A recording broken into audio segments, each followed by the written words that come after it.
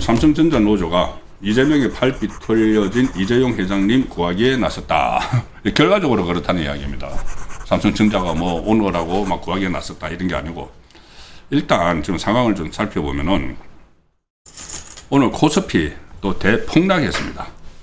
7천 뭐 9천 뭐 저거 하다가 7천선이 무너졌는데, 무엇보다도 삼성전자가 하루 사이에 10.70%가 내렸습니다. 25만 4,500원에 마감을 했다. 어떻게 주식이 10%가 내립니까? 어떤 때는 뭐 5% 올라갔다가 9% 올라갔다가 10% 떨어졌다가. 이건 불안해서, 저는 뭐 주식 하시는 분들께서는 상당히 이제 고심이 크시겠지만은, 삼성전자가 10.70% 내렸는데 SK 하이닉스는 무려 15.37%가 폭락을 했습니다. 이게 주식이 15% 이상이 폭락을 하기도 합니다. 자, 이 상황에서 이제 이재명은 오늘 이런 그 폭락을 하는 이런 상황에서도 오늘 무슨 뭐 회의를 하나 했는데, 국가재정전략회의 모두 발언을 하면서 또 반도체 이것을 뭐 국정 운영을 하는데 도깨비 방망이처럼 여전히 생각을 합니다. 이재명에게 반도체 호황은 도깨비 방망이죠. 자기 코스피 그때 막 올라갈 때 자기 지지율을 받쳐준 게 바로 반도체 호황이었고, 그리고 세수가 막 생기니까 수백조 막 세수가 생기죠. SK하고 삼성전자에서.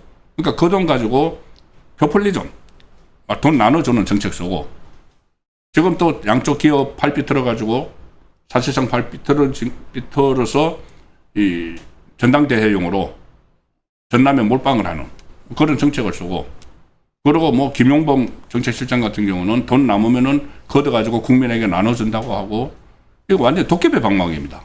이재명 정권에. 마침 정권 출범할 때 이 호황이 막 터지니까 주차하지를 못하는 거죠. 그래서 오늘도 이재명은 반도체 산업 호황으로 대규모 추가 세수가 발생할 것이다. 그래서 그거를 미래 성장 동력 확보를 위한 재원으로 활용하겠다. 쓸 데가 참 많네요. 대규모 추가 세수를 전략적 투자 재원으로 활용하겠다. 미래 대응을 위한 전략적 투자 대응. 그리고 이재명 말입니다. 정부가 발표한 3대 메가 프로젝트를 우리 경제의 새로운 기회로 만들어낼 것이다. 그러니까 이 반도체 호황 가지고 모든 것을 해결을 하려고 하는 그런 건데, 외국 외신에서는 따끔한 경고를 날렸습니다. 동아일보 기사로 소개를 드리겠습니다. SK 하이닉스는 돈나무가 됐다.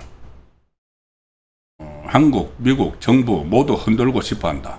외신이 지적을 한다는 겁니다. 블룸버그 통신의 술리런 이라는 칼럼 리서트가 지적을 한 내용입니다. 미국도 그렇고 한국도 그렇고 정부, 기관 투자가 개인 투자자까지 모두가 이익을 얻으러 달려들고 있다. 특히 한국에서 지역 경제 활성화를 위해 내세운 반도체 메가 프로젝트에 대해서 이 블룸버그 칼럼 리서트가 아주 신랄한 비판을 내놨습니다. 정부의 지나친 생산 확대 요구, 그러니까는 전남 광주에 지금 용인에 막 짓고 있는데 전남 광주에까지 막 지어가지고 지나친 생산 확대를 요구하는 것이 오히려 반도체 사이클 하락을 부추길 수 있다. 이런 지적까지 지금 나오는 겁니다. 이 칼럼에 보면은 SK 하이닉스는 한금알을 낳는 거위인데 더 많은 알을 낳아야 하는데, 이거를 오히려 반도체 사이클 하락을 부추길 수 있는 쪽으로 한국 정부가 시도를 하고 있다는 겁니다. 한금알을 낳는 거위의 배를 가르고 있다는 말이나 다름없는 것이죠. SK 하이닉스가 AI 생태계 필수적인 고대 역폭 메모리 HBM이라고 하죠. 그 시장을 선도하는데 이제 모두가 이 돈나무, 이 SK가 만들어 놓은 이 돈나무를 막 흔들고 싶어 한다. 그리고 그 중에서 가장 먼저 언급된 거에 이재명 정권입니다. 칼럼니스트가 이재명 정권을 언급을 해서 최근 한국 정부에서 발표한 메가 프로젝트에 대해서 지난해 겨우 1% 성장에 그친 침체된 경제를 도약시키는 가장 쉬운 방법을 썼다. 한국 경제가 침체되니까 이 메가 프로젝트라는 걸 발표를 하면서 가장 쉽게, 그러니까 돈 풀어서 그 가장 쉽게 하고 있다는 이야기죠. 기업으로부터 이 돈 풀게 해가지고 가장 쉬운 정책을 이재명 정부가 쓰고 있다는 겁니다. 이게 좀 미래 세대에 위한 진짜 투자나 아니면 뭐 여러 가지를 기업을 위해서, 국민을 위해서 하는 게 아니고 정권을 위해서 하고 있다는 이야기입니다. 가장 쉬운 방법. 그리고 한국의 좌파 정부는 반도체 기업을 국가의 사회 경제적 문제점들에 대한 해법으로 보고 있다. 한마디로 실력이 없어서 못하는 그런 부분에 대해서 마치 도깨비 방망이처럼 막 두드리면 돈이 나오니까 세금 막 거치고 하니까는 도깨비 방망이처럼 함부로 사용하고 있다는 거죠. 그러니까 큰일 난다는 이야기입니다. 그리고 경고를 하는데 현재의 공급 부족이 순식간에 공급 과잉으로 뒤집힐 수 있다. 향후 5년간 물량이 시장에 쏟아지는 공급의 홍수가 발생하면은 지금 공급의 홍수가 발생을 할 수 있습니다. 계속 전남 강주에도 지으려고 하니까는. 그러면 취약한 수급 균형이 무너지고 반도체 불황이 깊어질 수 있다. 그렇게 해외에서도 막 경고를 하는 이런 상황인데 전남 강주에 800조를 지금 쏟아붓겠다고 하죠. 그런데 그때 이재명이 딱 발표를 하고 양쪽에 이재용, 최태원 회장을 병풍을 막 세웠는데 그 두 사람 표정이 아주 안 좋았습니다. 특히 최태원 회장 같은 경우에.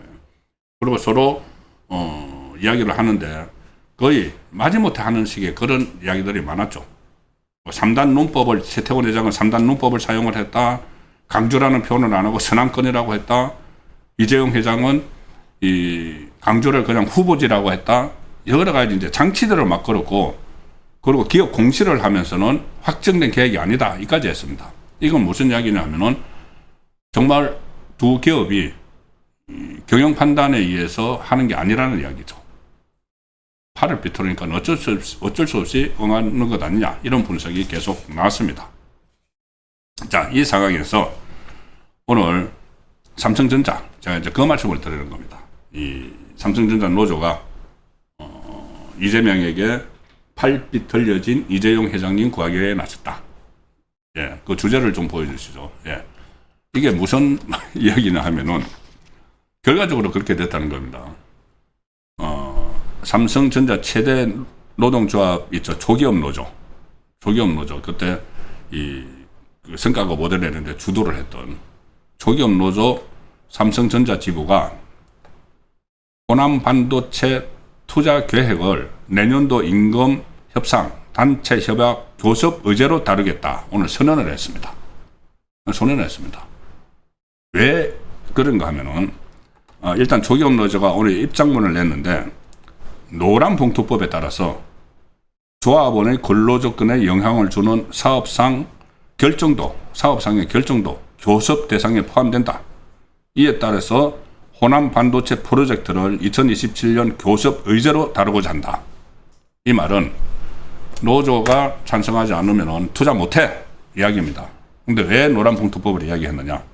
원래 노란봉투법이 이 파업에 의해서 기업에 손실을 줘도 거기서 기업이 노조를 향해서 이 소송을 제기하는 것을 제한을 시킨 거죠. 그런데 그 법을 만들면서 민노총의 요구에 의해서 핵심적인 것이 두 가지가 더 들어갔습니다. 하나는 이 원청하고 이렇게 교섭을 하는 그 교섭을 대상을 했다는 거고, 하나는 그 전에는 기업의 경영 판단, 순수한 경영 판단에 대해서는 이게 노조가 간섭을 못했습니다. 경영 판단이기 때문에. 그래서 그것은 쟁의의 대상이 아니었죠. 그런데 노란봉투법에서는 기업의 경영 판단도 쟁의 대상에 넣어버렸습니다. 이재명이 넣은 거죠. 이재명이 넣은 그 노란 봉투법 때문에 이재명이 자기 정치적 목적에 의해서 강주 전남에 몰빵을 하려는 이 사업에 차질을 빚을 수가 있게 된 겁니다. 자, 노조가 경영 판단에 쟁의 대상으로 삼아서 이거 잘못하면은 저거는 우리가 반대해 하면 우리 파업을 할 수가 있는 거죠. 그럼 엄청난 일이 벌어지는 거죠.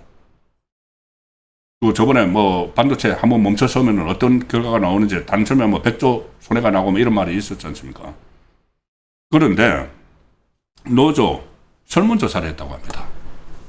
소기업 노조에서 주말 동안 조합은 설문조사를 했고 그걸 공개를 했는데 이 노조원들에게 물어보니까 전환 배치 그러니까는 갑자기 인프라가 제대로 구축되지 않은 전남에 가서 살아 뭐 이렇게 되니까는 전환 배치, 근로 조건, 처우 등을 고려했을 때 호남 반도체 프로젝트에 반대한다는 응답이 84%가 나왔다.